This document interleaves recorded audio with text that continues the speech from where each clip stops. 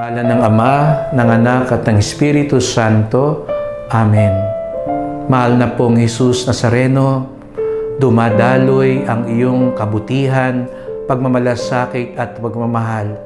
Kaya nga't isinugo mo sa amin ang aming mga pamilya at mga kaibigan. Salamat po sa kanila at sila ngayon ay pinagkakatiwala namin sa iyong mga kamay. Nawa ang aming pamilya, ang aming pagkakaibigan ay maging daluyan upang lalo kang bigyang papuri at parangal. Nawa ang aming tahanan ay maging kanlungan ng iyong kapayapaan upang sa aming pagtamasa sa handog ng pamilya at kaibigan, lalo ka naming makilala, lalo naming maranasan ang iyong pag-ibig. Pagpalain niyo po kami tuwina. Ito'y aming hiling sa iyong ngalan. Amen. Sa ngalan ng Ama, ng Anak at ng Espiritu Santo. Amen.